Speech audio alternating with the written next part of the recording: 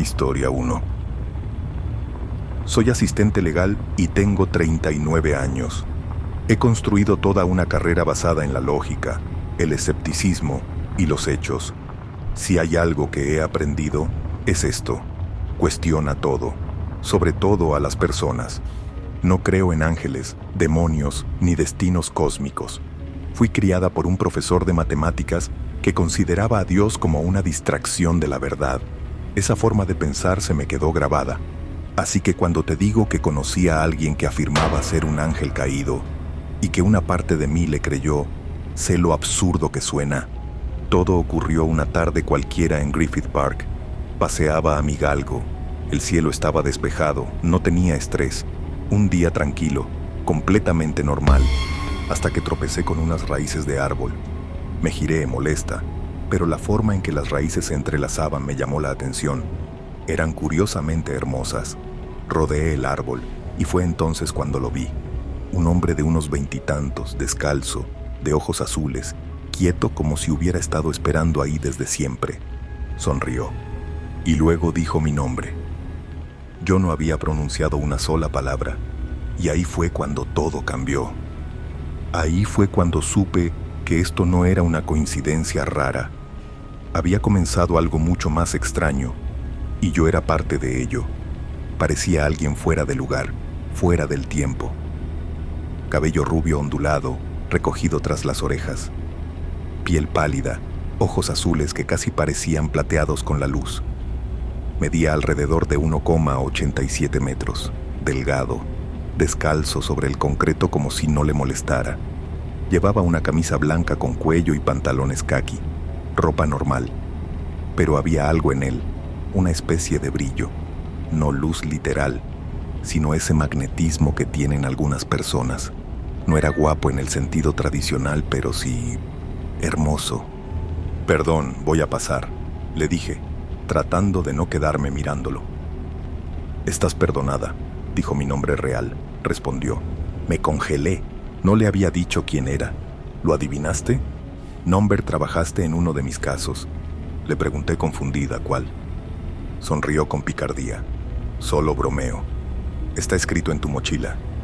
Reí, incómoda, pero algo no terminaba de encajar.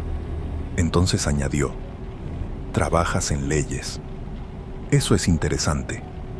Miró hacia las raíces del árbol. «Mi fuente», susurró. «De ahí venimos todos». «¿Te refieres a Dios?», pregunté. «Sí, pero no al Dios creado por la emoción humana». La forma en que lo dijo me dio escalofríos. Este hombre no solo era raro, hablaba como alguien que sabía cosas que no deberíamos saber. Seguimos caminando, por el parque, por algunas tiendas cercanas. Le pregunté su nombre. Me lo dijo, pero no lo repetiré, por si acaso. En una tienda tomó una revista religiosa, la hojeó casualmente y dijo: «Ojalá pudiera ser como él». Eso nos llevó a una conversación profunda sobre religión, teología y el concepto de la divinidad. Citaba escrituras de cualquier religión, sin dudar, sin equivocarse. No parecía algo ensayado, era natural. Le pregunté si era un erudito de la religión o algo así. Dijo que no. Luego habló de ángeles y demonios. Le dije que no creía en ninguno, pero que si existían, tal vez eran solo símbolos del bien y del mal. «Solo hay 4 ángeles», dijo, «y los demonios no existen». «¿Y Satanás?», le pregunté. Su respuesta me sacudió como un rayo.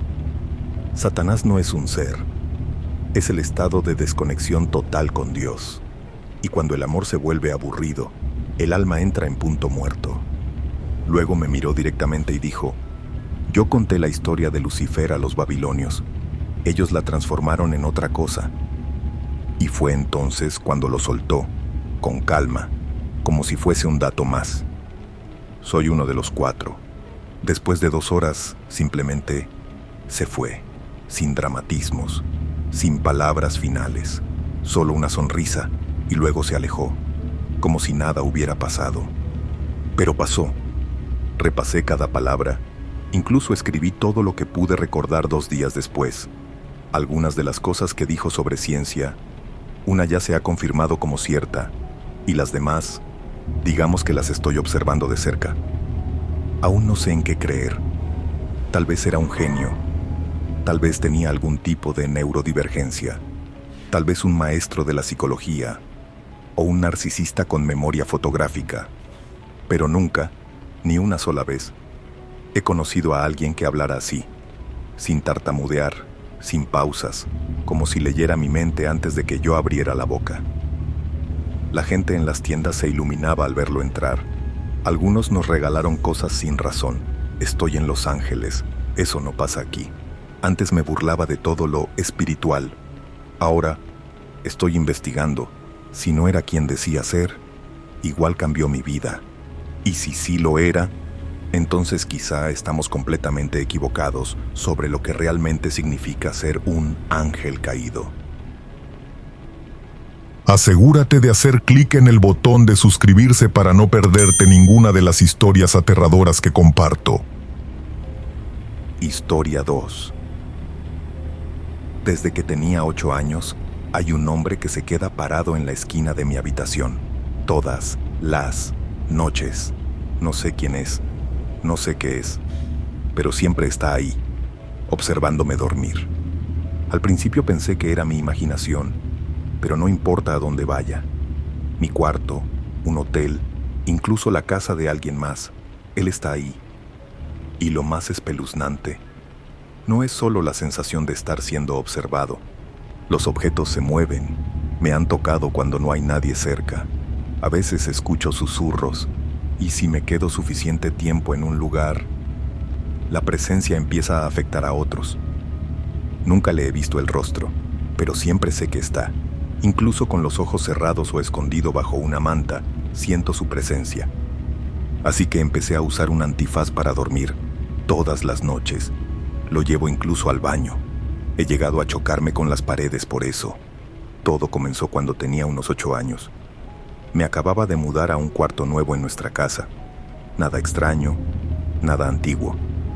Solo un cuarto normal para un niño. Pero la primera noche que dormí ahí, sentí algo raro. Recuerdo que me desperté a mitad de la noche.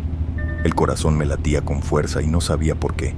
Y entonces lo vi, un hombre, de pie en la esquina. Ropa desordenada, silueta oscura, sin moverse, sin parpadear, solo mirando. Grité, claro. Mis padres corrieron, encendieron la luz, pero no había nada. Aún así, no pude dormir sin luz durante semanas, y aunque la dejara encendida, seguía revisando la esquina una y otra vez. Con el tiempo, empecé a usar el antifaz, esperando que me ayudara a fingir que no estaba ahí.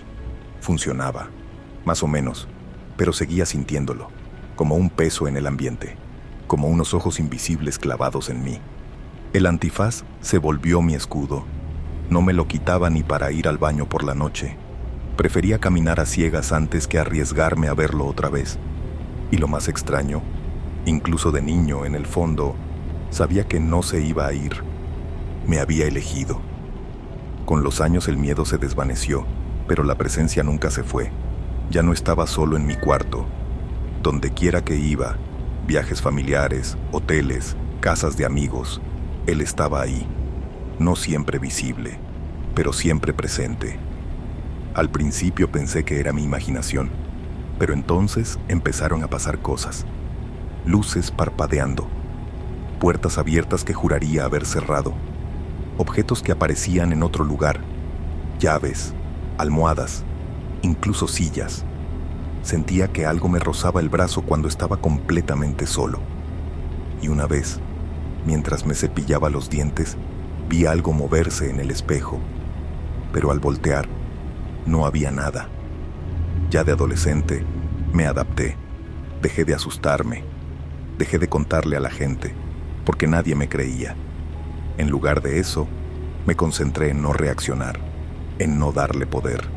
Lo sentía en el cuarto y simplemente lo ignoraba. Pero ignorarlo no lo detenía. Si acaso, lo volvía más curioso, o más atrevido, como si supiera que estaba fingiendo que no me importaba. Y aunque ya no hablaba de él en voz alta, en el fondo me preguntaba si fingir que no era real lo hacía más fuerte. Hace unos meses, me quedé en casa de mi hermana durante un mes. Necesitaba un descanso, y ella me ofreció una habitación. Pensé que, tal vez, cambiar de ambiente lo haría desaparecer. Al principio, todo estuvo tranquilo, normal, incluso pacífico.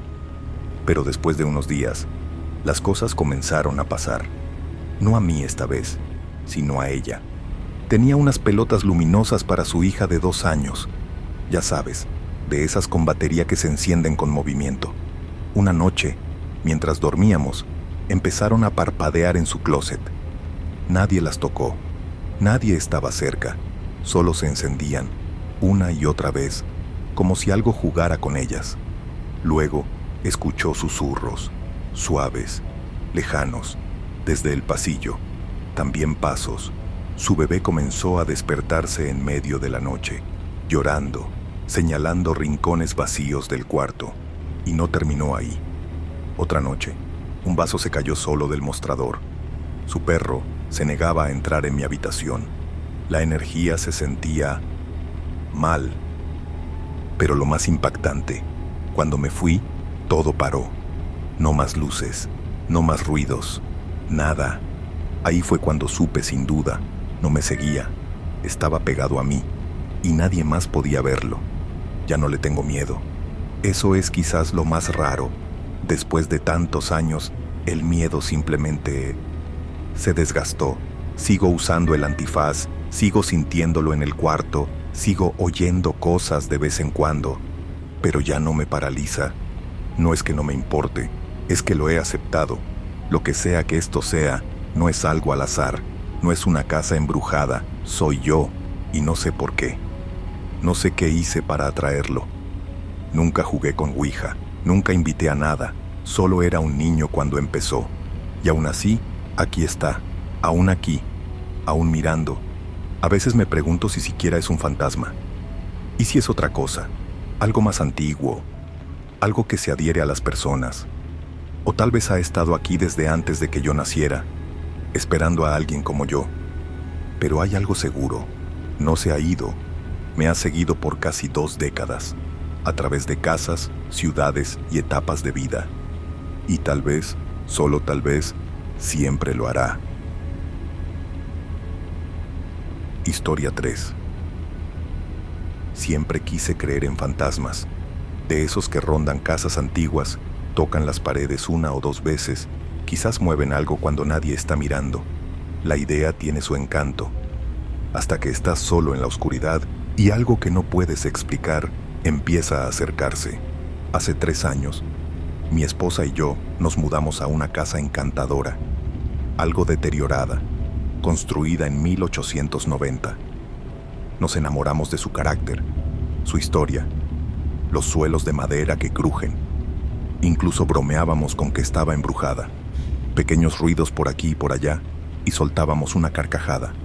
Debe ser el fantasma otra vez. Pero una noche cambió todo. Lo que ocurrió no fue gracioso, no fue solo inquietante, fue real y fue aterrador. Pasé de escéptico a creyente en cuestión de segundos.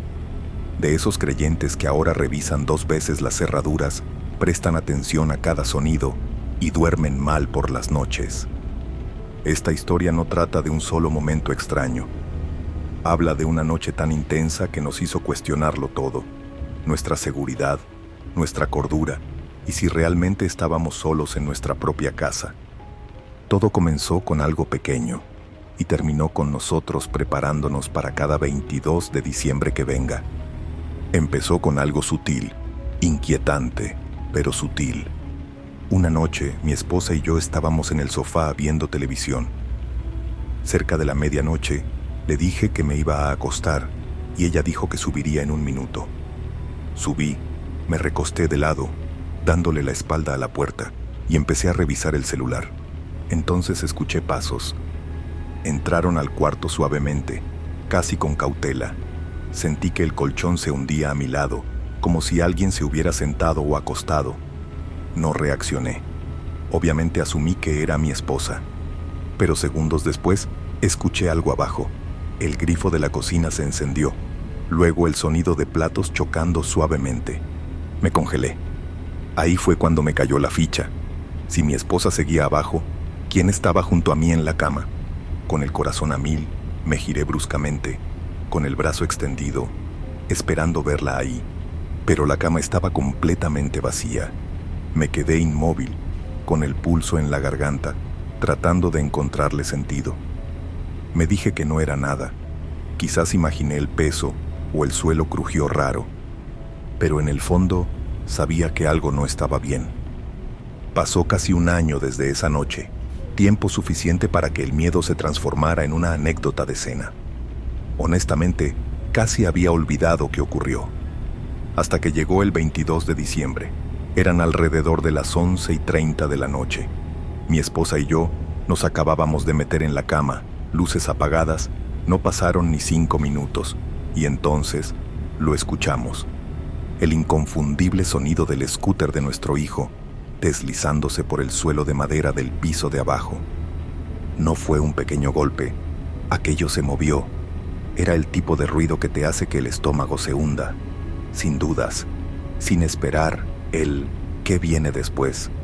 Mi esposa y yo nos sentamos al mismo tiempo, con los ojos bien abiertos. Ella agarró su teléfono, yo tomé mi arma, recorrimos toda la casa, cada rincón, cada armario.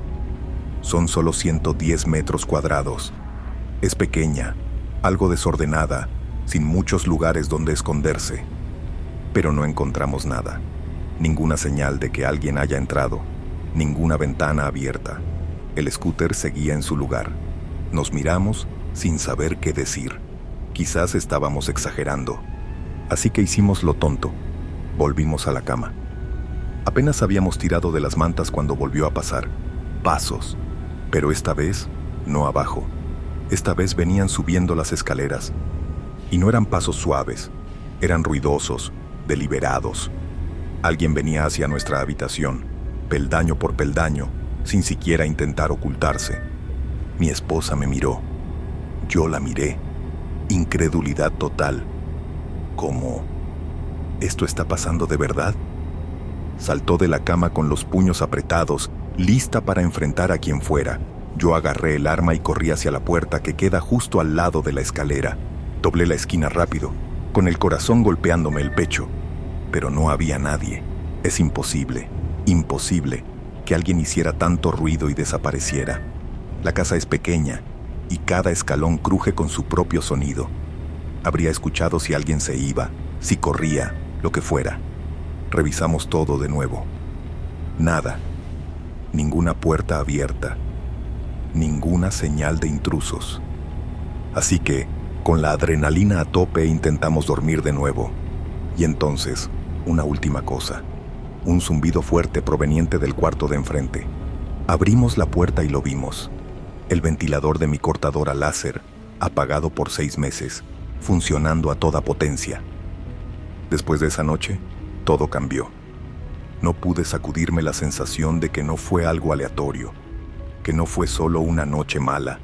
Se sintió programado, como si algo hubiera esperado todo el año para volver. Y entonces recordé. Aquel primer incidente, cuando pensé que mi esposa se había acostado a mi lado, también fue justo antes de Navidad. Por curiosidad, revisé la fecha. Era 22 de diciembre, exactamente un año antes. Eso me rompió un poco. No solo el miedo a lo desconocido, sino el miedo a un patrón. ¿Y si esto pasa cada año? ¿Y si el 22 de diciembre es algún tipo de detonante? Desde entonces, nada ha vuelto a ser igual. Oímos ruidos más a menudo. Aún pasan cosas raras. Nada tan intenso, pero lo justo para mantenernos tensos. Incluso, sahumamos la casa. Y ni siquiera somos ese tipo de personas, pero estábamos desesperados. Ahora estamos considerando seriamente llamar a un sacerdote para que bendiga la casa. Porque cuando algo así te ocurre, te das cuenta de cuán indefenso eres en realidad. El próximo 22 de diciembre estaremos listos. Cámaras, grabadoras, todo. Historia 4. ¿Qué pasaría si te dijera que yo vi al diablo durante una parálisis del sueño? Esto no es solo otra historia espeluznante. Es mi testimonio. Yo juro que lo miré directamente a los ojos y viví para contarlo. Puedes ser escéptico, puedes creer o no, pero hay algo innegablemente perturbador en lo que me ocurrió. Todo comenzó como cualquier otra noche, tranquila, silenciosa, normal, pero al acostarme algo se sentía fuera de lugar. Una inquietud extraña, como si alguien me estuviera observando, se coló en mi habitación. Intenté ignorarlo. Cerré los ojos. Traté de dormir. Gran error. Horas después desperté paralizado, totalmente inmóvil. No podía moverme, no podía hablar, y fue entonces cuando lo vi. Una figura alta y sombría en la esquina del cuarto. No solo estaba de pie, se movía, caminaba, de un lado al otro, como si esperara, observando, decidiendo. No era solo una silueta, emanaba algo oscuro, algo antiguo, una presencia que no se sentía como una pesadilla, se sentía real, más real que cualquier cosa que haya experimentado. ¿Qué era eso? ¿Un sueño? ¿Una alucinación? ¿O algo mucho más siniestro? Esta es mi historia, y después de escucharla, tal vez cuestiones todo lo que creías saber sobre el sueño, la realidad y el mal mismo. Era una noche cualquiera, nada raro, nada estresante, de esas donde por fin puedes relajarte, apagar el mundo y dejar que la mente se desconecte. Pero por alguna razón, sentía un cansancio inusual, como si algo me drenara desde dentro. Lo ignoré. Todos se sienten agotados a veces. Aún así, una inquietud persistente me acompañó al meterme en la cama. El cuarto estaba silencioso, demasiado silencioso. No había el consuelo habitual del ruido de fondo, ni autos, ni viento, ni crujidos de la casa, solo una quietud que pesaba en el pecho como una losa. Algo no estaba bien, pero no sabía por qué. No había ruidos, ni movimientos, y sin embargo, sentía que no estaba solo. Pero el sueño ganó, mis ojos se cerraron, y finalmente me dormí. En algún punto de la noche, desperté de golpe, pero no con un sobresalto, no con movimiento, solo con conciencia. Estaba despierto, pero mi cuerpo no podía moverme, ni hablar, ni gritar. El pánico fue instantáneo. Mi respiración se aceleró, pero el pecho no se levantaba. Y entonces, por el rabillo del ojo, lo vi. Una silueta en la habitación. Algo alto, algo que me observaba. Esperaba. Estaba en la esquina, como si siempre hubiera estado ahí. Una figura imponente, completamente negra, más oscura que la propia oscuridad, como un vacío que devoraba la luz. No se balanceaba ni se movía torpemente. Caminaba, lento, de un lado a otro frente a mi cama, acechando, como un depredador que estudia a su presa, y yo estaba demasiado paralizado para escapar. Lo miraba, sin poder girar la cabeza. Solo mis ojos se movían. La figura no tenía rostro, ni rasgos claros, solo una silueta, antinaturalmente alta, inquietante en todos los sentidos. Cada paso no hacía ruido, pero se sentía, en el aire, en la piel, como si el alma quisiera huir del cuerpo para escapar. No hablaba, no respiraba, pero sabía que yo estaba despierto. Y entonces se detuvo, giró, lentamente, hacia la cama, hacia mí. Y fue ahí cuando lo vi. Los ojos, 2 puntos rojos brillantes en la oscuridad, no iluminaban como luces, ardían como brasas, fijos, enfocados. Mi corazón golpeaba con fuerza, pero mi cuerpo seguía inmóvil. Y la figura solo me miraba, durante más tiempo del que cualquier humano debería, como si estudiara mi alma. Y luego no solo miró, comenzó a avanzar hacia mí, paso a paso, lento y deliberado. Los ojos rojos nunca parpadeaban, nunca titubeaban, solo me atravesaban, como si arrancaran cada capa de lo que soy. Entonces, abrió la boca. No había dientes, ni lengua, solo negrura dentro de la negrura. Y gritó, no como un humano, ni siquiera como un animal. Era otra cosa completamente distinta. Un chillido grotesco, gutural, como un cerdo siendo arrastrado al infierno, distorsionado y agudo, pero al mismo tiempo profundo. No solo lo oí, lo sentí, en los huesos, en el pecho, en el alma. Estaba justo frente a mi cara, a centímetros, y el grito no cesaba. Solo salía interminable e insoportable. Quería llorar, suplicar, desaparecer, pero ni siquiera podía parpadear. Cada segundo era una eternidad, cada aliento una batalla, y justo cuando creí que nunca terminaría, todo se detuvo. Silencio. La figura se había ido. Podía moverme otra vez, respirar otra vez, pero la habitación seguía fría, seguía equivocada, y el miedo no se había ido, porque en el fondo sabía que algo me había visto, y que tal vez no sería la última vez. Cuando por fin me senté en la cama, empapado en sudor, la habitación se veía igual, pero todo se sentía diferente. El corazón seguía desbocado. Mi cuerpo temblaba como si acabara de sobrevivir a un accidente. El grito aún resonaba en mis oídos, y aunque la figura se había desvanecido, su presencia seguía ahí. Salí tambaleando de la cama con náuseas, desorientado, casi en estado de shock. Miré alrededor, nada fuera de lugar, ninguna marca, ninguna señal, solo el peso de una noche que me cambió para siempre. Siempre he creído en algo más, pero no soy fanático. Mi fe era silenciosa, reconfortante. Sin embargo, ahora, las líneas entre la espiritualidad y el terror se han difuminado. Fue solo una pesadilla, una alucinación provocada por la parálisis del sueño, o algo mucho más real. Busqué respuestas. Los médicos dicen que es el cerebro atrapado entre el sueño y la vigilia. Los científicos tienen teorías, pero ninguna explica los ojos. El grito, esa presencia, no fue un sueño, no fue imaginación, fue otra cosa por completo. Y en el fondo, ya no estoy seguro de querer respuestas, porque una parte de mí cree que vi al diablo. Y si fue así, la pregunta no es por qué vino una vez, sino cuándo volverá. Historia 5. Creo que hoy conocí al diablo, y no es una metáfora, lo digo literalmente. Todo comenzó como un día más de verano, brillante, tranquilo, completamente normal. Después del trabajo, mi compañero de piso y yo estábamos tirados en el sofá, medio viendo una repetición cualquiera.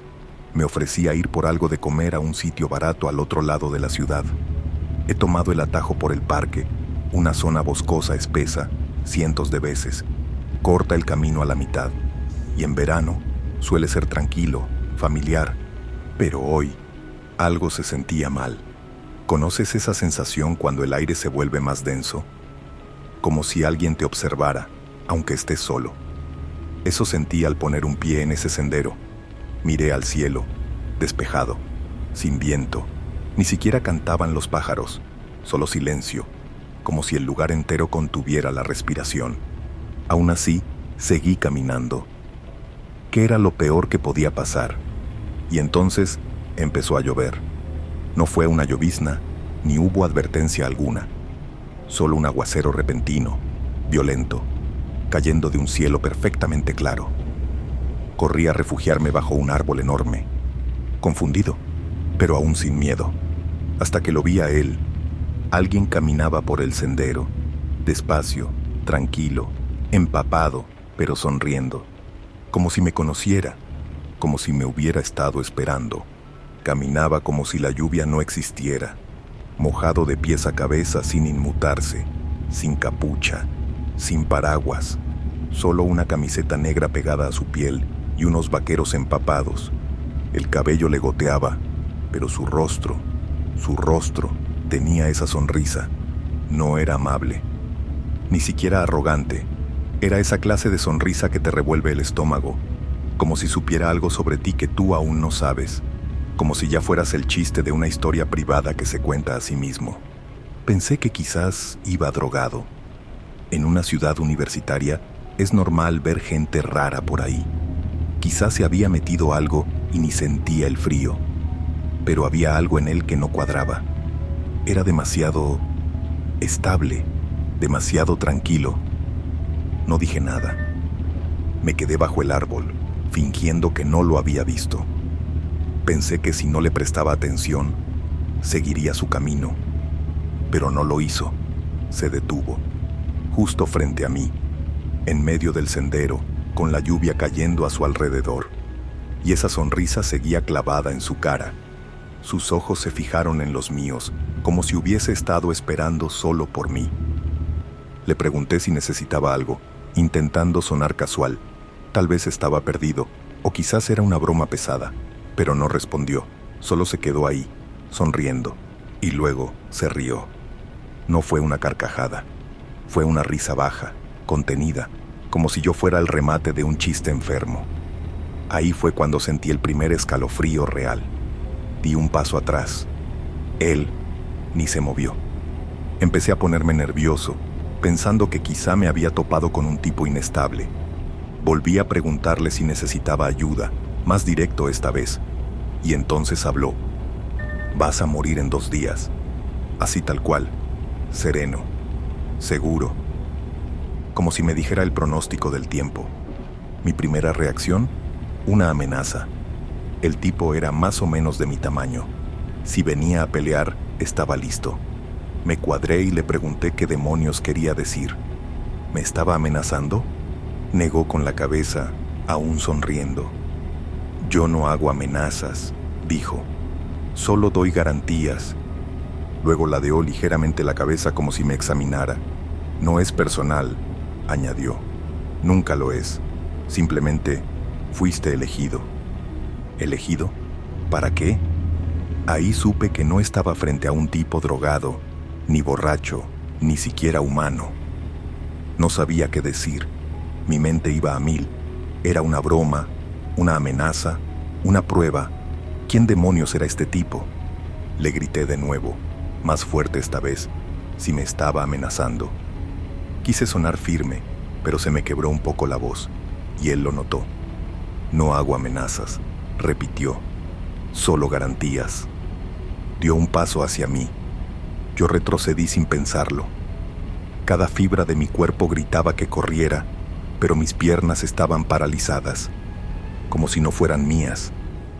Saqué mi teléfono.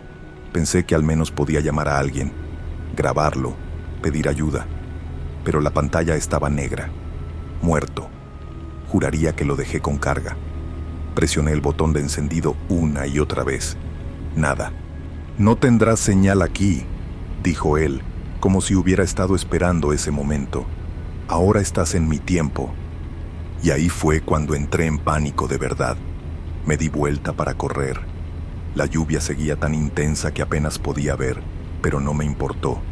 Solo quería salir de ahí. Tal vez di 2 pasos antes de sentir su mano cerrarse sobre mi cuello. Era rápido, muy rápido. Su agarre era como acero, frío, duro, implacable. No podía respirar. Pateé, golpeé, arañé su brazo, pero era como golpear una roca. Ni se inmutó, solo se rió, no en voz alta, solo lo suficiente para que supiera que lo disfrutaba. Luego me estampó contra el árbol detrás de mí. Se me fue el aire de los pulmones y por un momento todo se volvió borroso. La oscuridad se colaba por los bordes de mi visión y pensé, hasta aquí llegué, voy a morir aquí. Pero no me mató. Se acercó mucho, tan cerca que pude oler su aliento a humo y podredumbre, y me susurró, no importa cuál de ustedes muera primero, tú, tu madre, solo son páginas del mismo libro. Al final, los alcanzo a todos. Y como si no acabara de intentar matarme, me hizo una pregunta, suave, curiosa. Con toda tu vida por delante, ¿de verdad crees que vales más que tu propia madre? Mi corazón latía tan fuerte que dolía. No podía hablar, ni siquiera llorar. Solo lo miraba, esa cosa con piel humana. Y entonces, con esa misma sonrisa torcida, añadió, volveré en 2 días para averiguarlo. Y así, desapareció. No recuerdo haber caído al suelo, Un momento estaba ahí, con su mano en mi cuello. Al siguiente, nada, solo silencio. Cuando abrí los ojos, ya no estaba. Sin huellas, sin ruido, sin señal de que alguien se hubiera ido. Solo vacío. Y la lluvia había cesado, pero no era solo eso. El cielo estaba claro otra vez. Los pájaros cantaban como si nada hubiese pasado. El árbol contra el que me estampó, seco. El camino, completamente seco. Ni un solo charco. Mi ropa empapada, pero todo lo demás, intacto. Y lo peor, mi teléfono volvió a funcionar.